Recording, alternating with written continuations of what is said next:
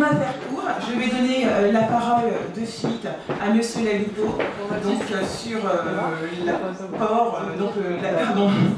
Vous savez que la table ronde numéro 1 était assez chaud, excusez-moi de le préciser comme ça. Donc, pas eu vraiment le temps de respirer. Donc, nous commençons donc la table ronde, donc apport de la francophonie en Afrique de l'Ouest. Donc, Monsieur Lalupo, à vous la parole. Merci à Milambo. Bonsoir à vous, mesdames, messieurs. Alors, quand on m'a demandé de parler de la francophonie, je me suis demandé pourquoi avoir choisi ce thème, parce que c'est un thème qui me semble-t-il au départ n'est pas très emballant pour une assemblée, parce qu'on ne sait jamais, on ne sait pas de manière générale quel est le contenu de la francophonie. Et finalement, je me suis laissé convaincre quand nos amis de Guinée m'ont dit, en fait, l'intitulé, c'est à quoi sert la francophonie. On va essayer de comprendre à quoi ça sert. D'abord, une chose qui m'a toujours intrigué, c'est que de tous les pays qui participent, qui appartiennent à ce qu'on appelle l'espace francophone, c'est en France, en fait, que la population est le moins renseignée sur ce que c'est que la francophonie. C'est-à-dire que vous faites un sondage dans la rue, par exemple, vous demandez aux Français ce que c'est que la francophonie, ils sont incapables de vous le dire. Or, le français, comme vous le savez, la langue française est au cœur quand même de cette organisation, de cette institution et de cette aventure que les gens ont engagée depuis, il faut le dire, depuis les années 30. Donc c'est une vieille histoire. Alors moi, ça m'a toujours intrigué. Alors, cette année, il y a eu un événement particulier. Ce sont les Jeux de la francophonie qui sont déroulés à Nice, qui est déjà un grand événement. Si vous avez remarqué, en fait, sur les chaînes de télévision françaises, dans les grandes chaînes de télévision, France 2, enfin les chaînes du service public, et moins encore les chaînes d'info générales, on parlait de ces Jeux de la francophonie. Donc à se demander si finalement la francophonie intéresse réellement les Français eux-mêmes. Quand on se penche sur la question, on a l'impression qu'on parle plus de francophonie effectivement dans les pays africains, on n'en parle beaucoup, davantage qu'en France. Pourtant, il y a une polémique permanente au cœur de ce phénomène. Une polémique qu'on note essentiellement d'ailleurs en Afrique. Polémique avec ce terme de la francophonie, parce que le terme, les Africains ont toujours vécu ça comme une sorte d'ambiguïté. C'est-à-dire, à quoi sert cette francophonie? Pourquoi mettre au centre les relations entre l'Afrique et le monde la langue française, considérer qu'en fait, cette langue française serait le lion, le référentiel permanent absolu, alors même que cette langue a été toujours longtemps vécue par les Africains comme étant une langue appartenant à l'ancien colonisateur. Alors, ceux qui évidemment ont eu en charge de gérer cette organisation depuis plusieurs années ont essayé de réconcilier, ils essayent encore, Abdou Diouf essaye tous les jours un peu plus, de réconcilier les Africains avec ce concept de francophonie.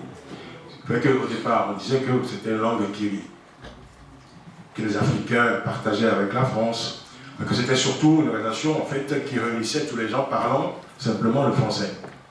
Et avec le temps, avec cette polémique, avec cette ambiguïté qui a été ressentie par les Africains, et avec toutes les dénonciations venant des intellectuels notamment, qui ont été proférées à l'encontre de cette francophonie, on a dû redéfinir cette francophonie il y a quelques années pour considérer que le concept désignait toutes les personnes, toutes les populations ayant le français en partage. Et non plus la langue en tant qu'élément référentiel commun, niant en fait les autres langues. D'ailleurs, une des grandes fiertés de l'OIF, l'Organisation internationale de la francophonie, est de financer justement la promotion des langues africaines. Ce qui doit interroger d'ailleurs les acteurs africains.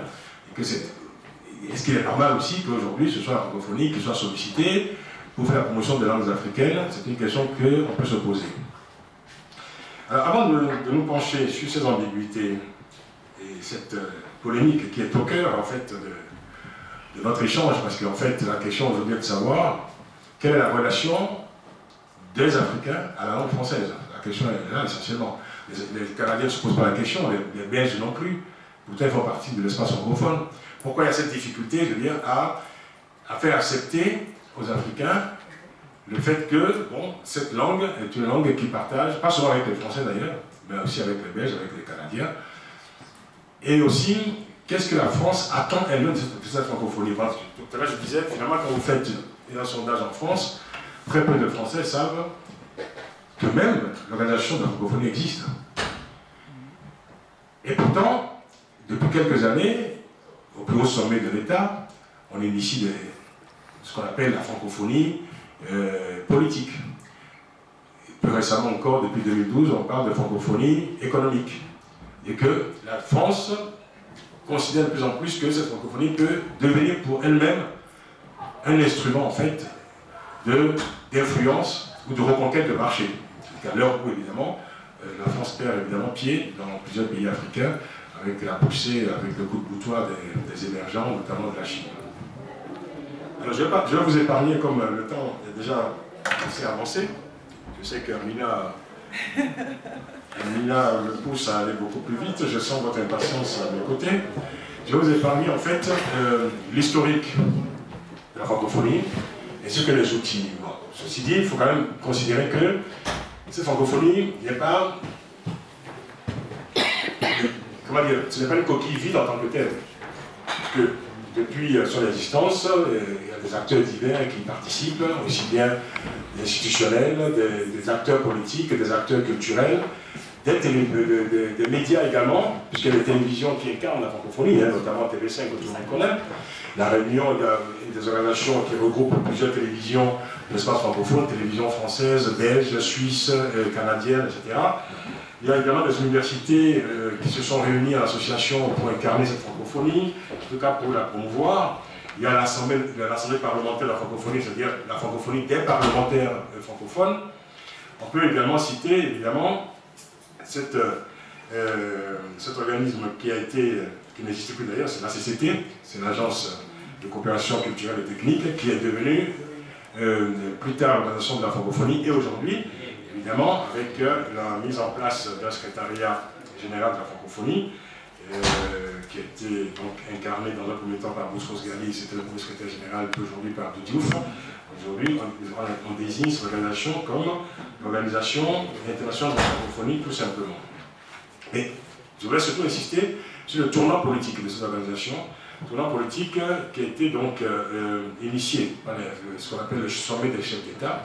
Les chefs d'État se réunissent régulièrement donc, pour parler francophonie. J'ai jamais compris d'ailleurs ce qui se disait en réalité quand ils sont contraires, parce que j'ai assisté à plusieurs sommets de la francophonie, et j'en suis toujours parti sans me demandant finalement, bon, c'était une réunion entre amis, très sympathique en général, parce qu'en fait, on parle très peu politique, mais les gens sont contents de se voir. Et quand on voit le coût évidemment de ces sommets, on se dit, bon, effectivement, ça fait comme une sorte de grand pique-nique comme ça. J'en ai vu un qui m'a beaucoup marqué au Burkina Faso. Mais c'est intéressant, en tout cas, comme nous avons l'occasion d'en parler, puisque au cœur de notre entretien, il y a cette question quand même qui est à quoi sert la francophonie. Donc, je voulais insister sur ce tournant politique qui a été donc amorcé depuis 2002. La francophonie se définit désormais comme étant une organisation politique à part entière, c'est-à-dire susceptible de peser dans le champ des relations internationales. D'où l'intervention de cette francophonie dans la vie politique, dans les processus de démocratisation notamment, avec cette charte de la francophonie qui a été mise en place, qui se fonde sur une sorte de triptyque, paix, bonne gouvernance et respect des droits de l'homme.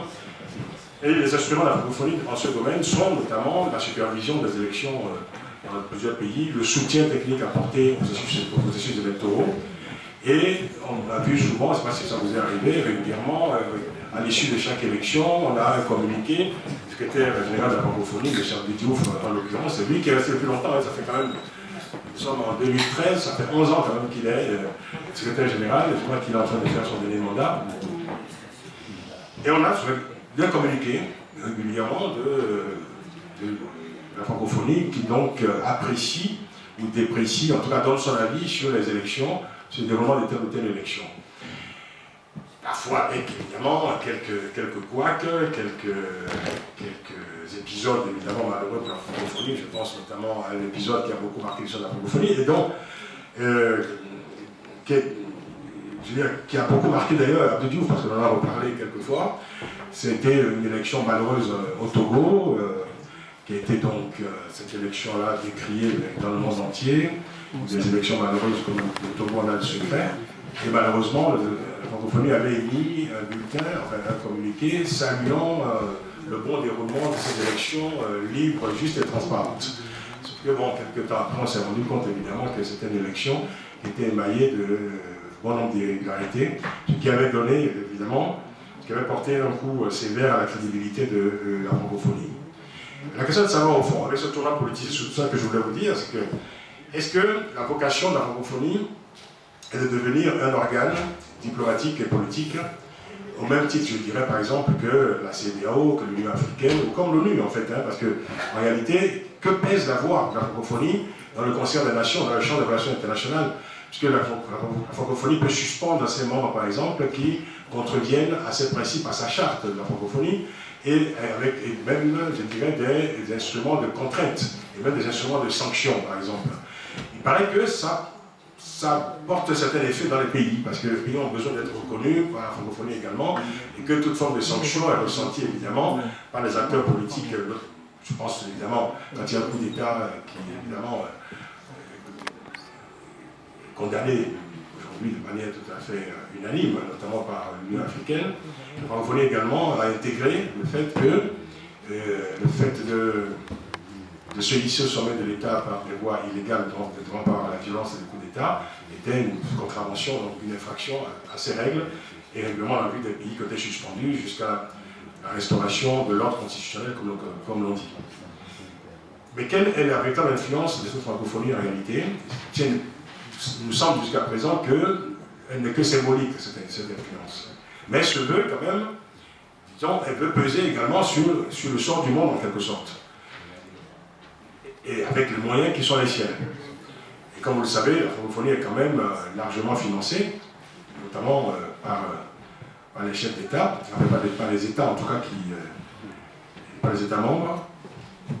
Et le citoyen ordinaire est en droit de se demander à quoi servent ces financements et quelles sont les retombées exactes pour la population, parce que c'est ça au fond le but de l'histoire. Nous pouvons mesurer et évaluer très précisément les résultats d'organisations reconnues comme l'ONU par exemple, avec toutes les critiques évidemment qui sont autorisées. L'Union africaine est régulièrement critiquée, mais nous avons un droit d'évaluation et nous pouvons également, je veux dire, faire des bilans régulièrement chaque année.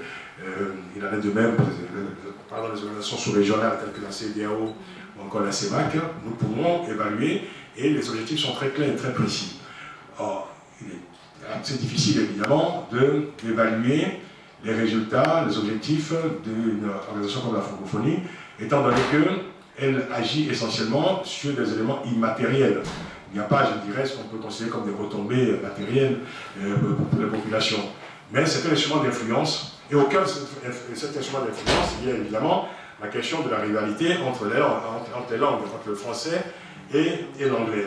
Et pendant longtemps, la question a été posée de savoir si cette francophonie n'était pas une sorte d'instrument en compétition avec le Commonwealth, par exemple.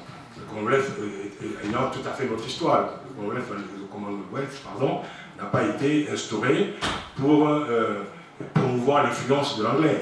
C'était d'abord la réunion de pays ayant effectivement une histoire en partage, mais avec des objectifs qui étaient matériels, commerciaux notamment, avec des objectifs et des challenges qui étaient d'ordre purement économique.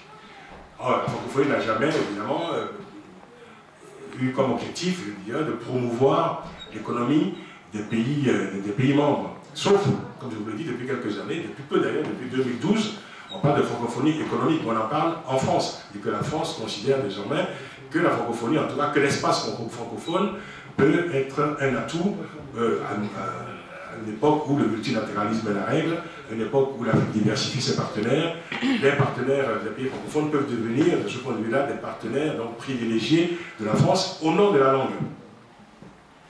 On verra bien si, évidemment, si ce postulat est suffisant en soi. Moi, j'en doute, personnellement.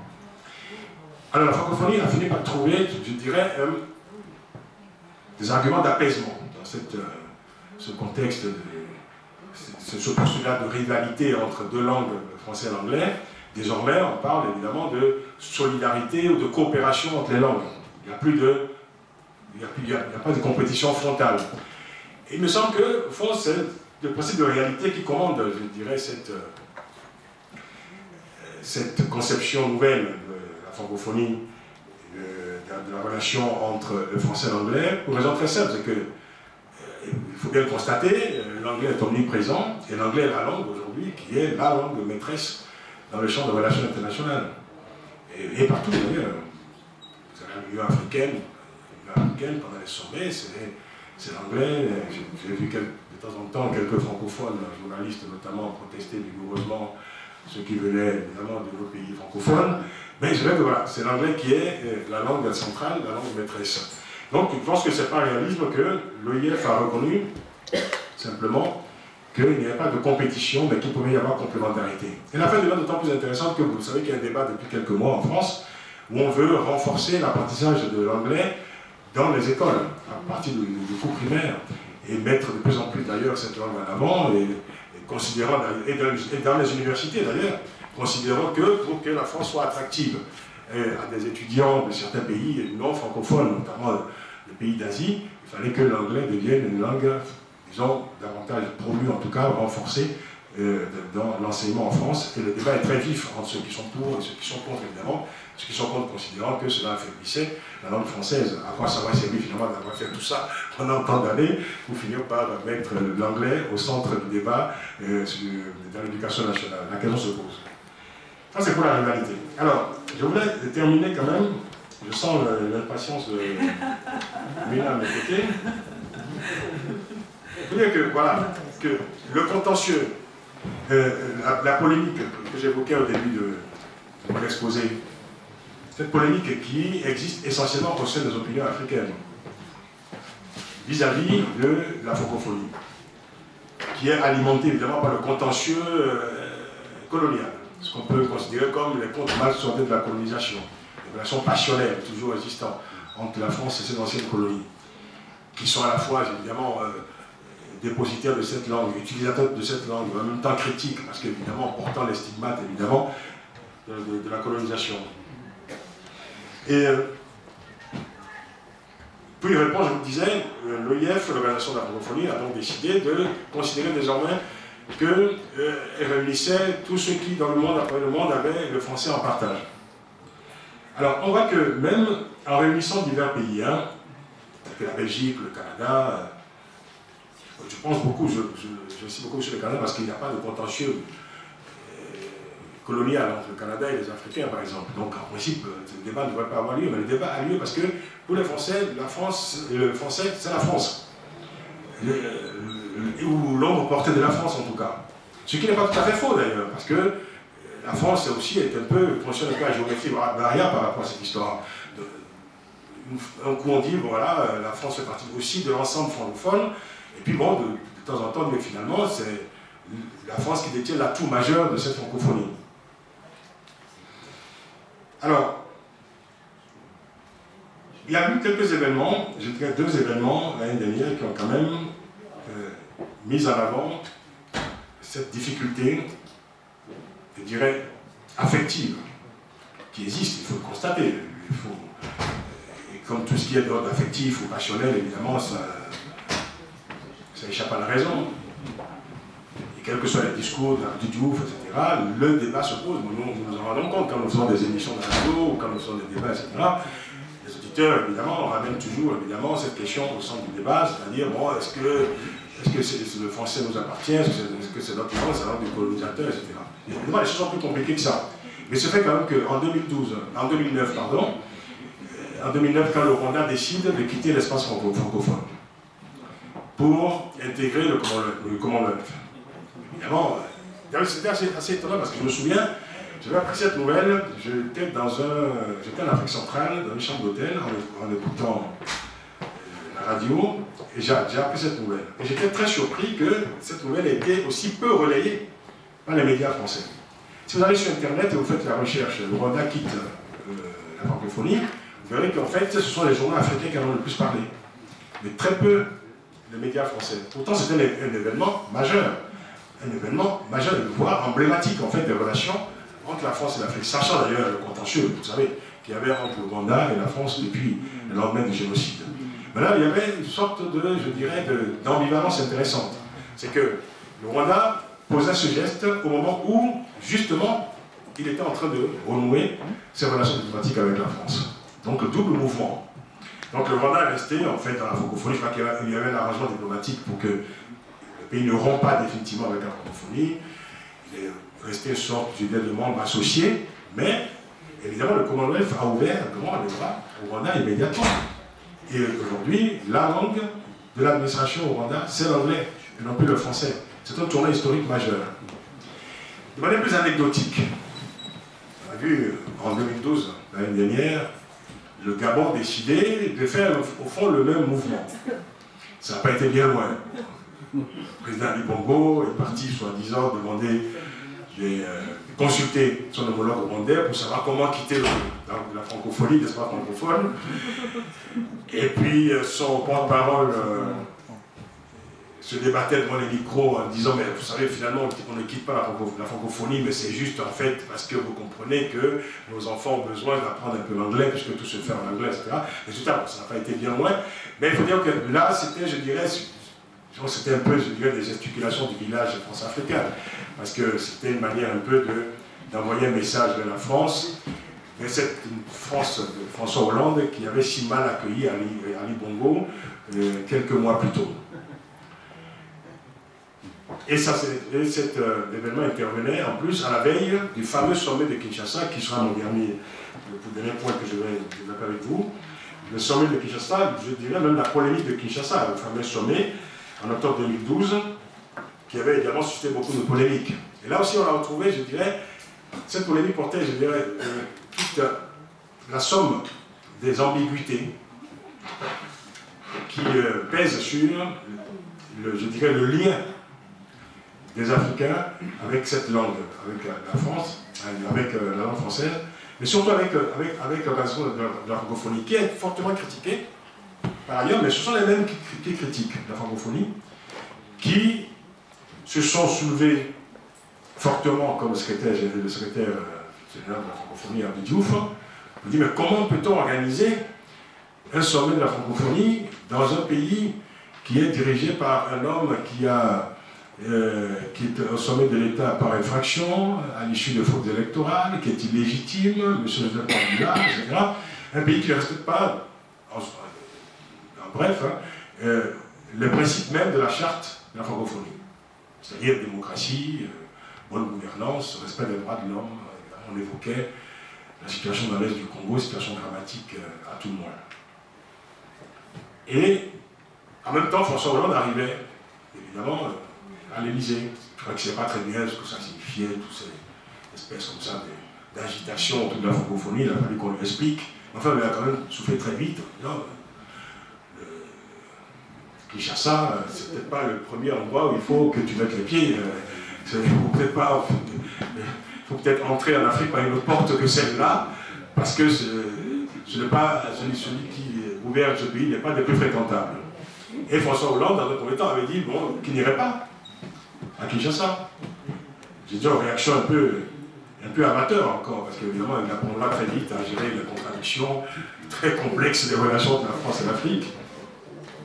Et Abdou Diouf a pu faire la démarche auprès de François Hollande, très officiellement, pour le convaincre donc d'accepter d'aller à cette réunion, parce que c'était un enjeu majeur pour la francophonie, de faire ce sommet, pour des raisons multiples d'ailleurs, certaines même inavouables. Parce que il se fait que de plus en plus ces sommets se font aussi, je dirais, là où évidemment on est le mieux disant sur le plan financier pour organiser ce sommet. Et c'était une opération diplomatique importante pour Kinshasa d'organiser ce sommet, et Kinshasa avait financé largement cette opération, et la francophonie a besoin de finances. Disons les choses prosaïquement. Hollande a donc accepté, grande polémique en Afrique, déchaînement des passions, comment est-ce possible? On interpelle Hollande en disant n'y allez pas, parce que si vous y allez, vous allez cautionner Joseph Kabila. Ambiguïté. Parce que, ou alors, la francophonie ne sert à rien. À ce moment-là, on s'en détourne et puis on est totalement indifférent vis-à-vis d'un sommet comme celui-là. Ou alors la francophonie, ce n'est pas la France, et que c'est simplement l'ensemble de l'espace francophone, avec d'ailleurs majoritairement aujourd'hui des Africains qui sont les locuteurs du français, sont aujourd'hui en majorité africains. Ou alors on se dit, bon, ok, d'accord, très bien, c'est la France qui est au cœur de tout ça, et à ce moment-là, la France est dépositaire, je dirais, de toutes les attentes des Africains. C'est à Hollande qu'on demande de ne pas y aller. C'est assez compliqué. ça fait partie des ambiguïtés, des contradictions, des relations très complexes, évidemment, entre la France et ses anciennes colonies et ce que nous sommes nous-mêmes, c'est-à-dire nos schizophrénies post-coloniales. Alors, Hollande a fini par y aller, vous le savez, donc en passant quand même d'abord par Dakar. Premier voyage, discours de Dakar avant Kinshasa. Et avec, évidemment, les chutes que l'on sait, et les choses entre-temps, c'était la première épreuve africaine, évidemment, de François Hollande. Il y en a eu d'autres depuis, notamment une guerre. Évidemment, la guerre, c'est l'épreuve suprême, c'était au Mali cette fois. Alors, autre chose, juste pour terminer, quand je parlais évidemment, je dirais, des motivations devenues complexes parfois, et la voie discrète de la francophonie, la francophonie est en train de se développer, dépassant même de plus en plus l'espace francophone, s'ouvrant à d'autres espaces linguistiques. Évidemment, l'acte le plus spectaculaire est l'ouverture depuis quelque temps de la francophonie au Qatar, qui est devenu membre observateur. Suivez mon regard, quand on accueille le Qatar, on sait pourquoi. Merci. Donc voilà. Alors, moi j'aimerais ajouter quelques chiffres à ce que vous avez. Donc la francophonie en quelques chiffres. Hein. Donc la francophonie, c'est 77 États et gouvernements font partie de l'Organisation internationale de la francophonie. Alors aujourd'hui, on compte plus de 220 millions de francophones sont répartis dans le monde entier. Avant l'Europe, c'est le continent africain qui affiche le nombre le plus important de francophones, comme vous l'avez bien annoncé, M. Delvaux. Donc représentant plus de la moitié des locuteurs français et recensés, d'après les projections réalisées par les démographes, on pourrait compter 715 millions de francophones en 2050. Et évidemment, 85% seraient des Africains. Donc c'est quand même énorme. Alors, en Afrique subsaharienne, les 3 pays qui regroupent le plus grand nombre de francophones et francophones partiels additionnés sont la République démocratique du Congo, la Côte d'Ivoire et le Cameroun.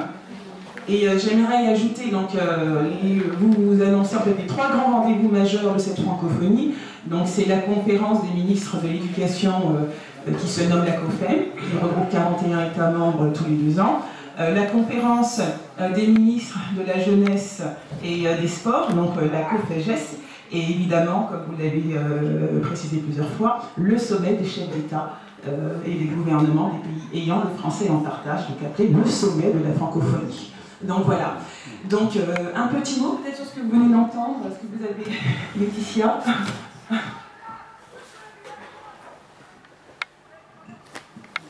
Alors, on va vous aider. Donc, Laetitia devait apporter sa contribution sur la coopération avec les ONG, donc lors de la première table ronde de la coopération et du développement local. Bonjour à tous, c'est avec plaisir et honneur que je me tiens présente parmi vous. Je tiens à présenter mes excuses pour ne pas avoir participé à la première table ronde pour des contraintes logistiques malheureusement. J'espère que j'aurai l'opportunité de revenir à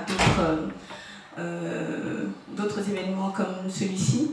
J'ai pas trop suivi le débat qui se portait sur la francophonie. J'ai écouté avec beaucoup d'intérêt ce que avait représenté M. Anipo, que je connais, que je suis de temps en temps sur les ondes, dont je découvre... Africa numéro 1, on peut le dire. Oui, bien sûr, sur Africa numéro 1. Et disons que c'était plus des interrogations que j'avais un petit peu sur la francophonie, peut-être des interrogations que vous pouvez partager avec nous. On voit quand même ce qu'apporte l'espace francophone, notamment les pays africains, au rayonnement de la France par la langue. Mais on ne voit pas l'apport réel de cette institution au sein de nos pays culturellement. Pour avoir vécu en Afrique, en Côte d'Ivoire notamment, on voit le rayonnement de la France à travers les institutions qui sont sur place, comme les centres culturels, comme les écoles, les lycées français. Mais malheureusement, on constate que ce n'est pas une relation qui va dans les deux sens. Je rebondis un petit peu sur le titre de votre ouvrage, Monsieur Aloupo. Donc, est-ce qu'il y a une rupture réellement de la France-Afrique? C'est une vaste interrogation. Le titre apporte une interrogation. Oui, et on remarque quand même qu'on ne parle plus de France-Afrique, mais d'Afrique-France maintenant. À la fin de l'année, comme chaque année, il y aura le sommet Afrique-France d'ailleurs, ici, où nos chefs d'État vont faire le déplacement. Voilà, donc y a-t-il une rupture, même si on la prône dans les discours, notamment le président de la République française n'a eu de cesse que de marteler la fin de cette relation. Dans les faits, on voit qu'il n'en est rien.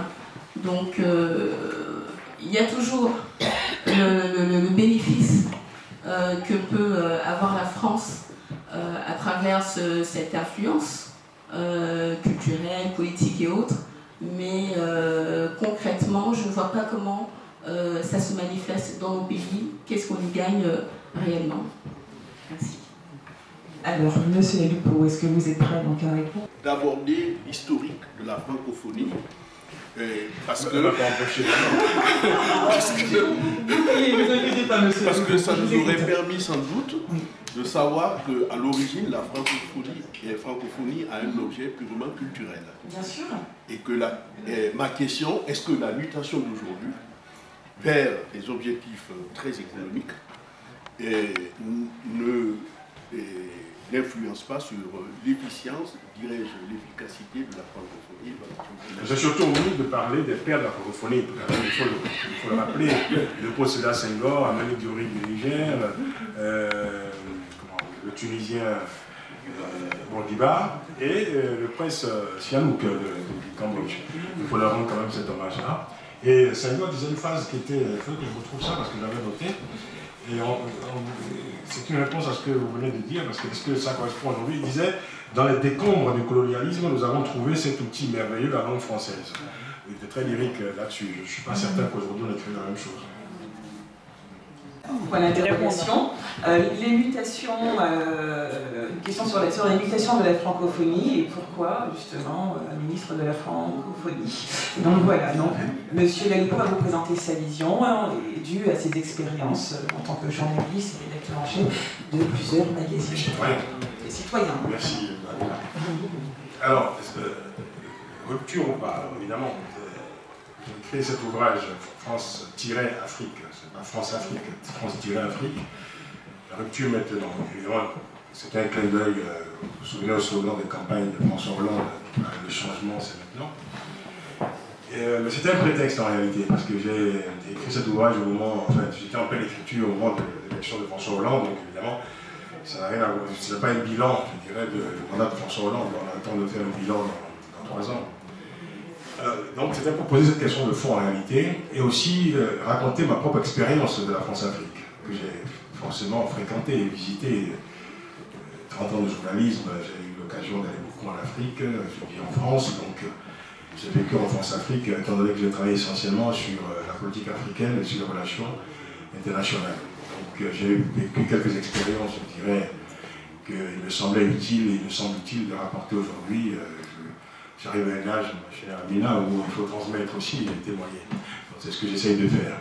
Donc, pour revenir à votre question, est-ce que cette rupture est consommée? C'est une grande question, parce que j'ai mis un livre à l'écrit, j'en écrirai d'autres, et il faudrait peut-être aussi plusieurs débats pour le faire. Ce qui est sûr, c'est qu'aujourd'hui, ce qu'on appelle la France-Afrique, c'est-à-dire ce concept très particulier, c'est-à-dire ces relations occultes, sordides, qui se sont établis entre la France et l'Afrique au lendemain de l'indépendance et qui a été instauré en système, notamment par Focard et tous les initiés de cette France-Afrique, initiés français et africains, c'est-à-dire ce club d'initiés. Cette France-Afrique-là, ce système-là, il est en train de disparaître. Une raison très simple, c'est que ceux qui l'ont initié, soit ne sont plus là, donc sont partis, ad patres, ils sont en train, en tout cas, ils sont au crépuscule de leur vie. Je pense notamment à Jacques Chirac, que j'appelle dans mon ouvrage le dernier homme. Mais là, la chose devient plus compliquée. C'est que la France-Afrique dont nous parlons a depuis longtemps débordé le seul périmètre des palais présidentiels. Cette France-Afrique a généré sa progéniture. Et cette progéniture, ce sont des gens que vous rencontrez dans tous les secteurs d'activité. Dans l'économie, dans la culture, dans les médias. J'ai des amis journalistes qui sont d'extraordinaires incarnations de la France-Afrique. Donc, comme je dis, en fait, la France-Afrique a généré sa progéniture, tel le monstre de Frankenstein aujourd'hui, c'est-à-dire que cette progéniture a échappé au maître du système. La France-Afrique se trouve dans les esprits également. Je vais vous indiquer cette bonne chose, c'est que moi, ce qui m'intéresse, ce n'est pas d'interroger l'Élysée pour savoir si l'Élysée veut rompre avec la France-Afrique ou pas. Parce que s'il faut que ce soit l'Élysée qui décrète un changement des systèmes, s'il faut que la décision vienne de l'Élysée pour une refondation des relations entre la France et l'Afrique, ça veut dire qu'une fois de plus, on dépossède les Africains de la décision. Pour rompre, il faut être deux. Il faut se mettre d'accord pour changer de système. Il faut être à deux pour redéfinir une relation. Alors vous vous souvenez quand même quand Nicolas Sarkozy parlait de rupture, qu'il n'a jamais évidemment faite, à sa manière, parce qu'il était lui-même malheureusement dépositaire d'un certain nombre de contradictions qui l'ont empêché d'aller jusqu'au bout, je dirais, de ce qu'il énonçait. Certains chefs d'État africains sont montés au créneau pour dire, mais non, nous ce système nous convient très bien. On n'a pas envie de rompre. Certains aujourd'hui, certains chefs d'État aujourd'hui sont en train de souhaiter toutes les misères du monde à François Hollande parce qu'il est soupçonné par ces chefs d'État africains de vouloir changer le système. Parce que depuis 50 ans, ce système a alimenté les réseaux. Ce système a profité à un bon nombre de gens qui ne sont pas seulement des politiques. Il y en a qui en vivent et qui n'ont pas envie que cela s'arrête. Donc la question dépasse largement le périmètre de l'Élysée ou même des palais présidentiels en Afrique. C'est dans les esprits que les choses se passent. Il faut l'appeler une révolution culturelle. Rompre avec la France-Afrique, c'est une révolution culturelle. C'est un changement de comportement, de mentalité. C'est quelque chose qu'il faut réaliser en profondeur. Ce n'est pas simplement un système qu'on décide comme ça du jour au lendemain de dire alors on change de système comme on change de système politique. Parce que l'affaire n'est pas seulement politique, elle est culturelle. C'est la relation entretenue par les hommes, les femmes africains et français. Et quand vous allez en Afrique et que vous voyez des gens qui ne sont jamais venus en France, et dont le seul objectif c'est de venir en France, et de devenir français notamment. J'ai entendu des gens dans certains pays d'Afrique parler de la France en me disant ah, mais ça m'a échappé, on parle de la mère patrie aujourd'hui. C'est là que ça se passe. C'est là la réalité. Ça c'est beaucoup plus important, c'est beaucoup plus profond que voilà, de s'indigner mécaniquement en disant ah mais la France cherche ses intérêts en Afrique, la France fait la guerre au Mali parce qu'elle cherche des intérêts. Ça c'est normal, c'est-à-dire que dans le champ des relations internationales, il y a des rapports de force. Ils existent, ils existeront toujours.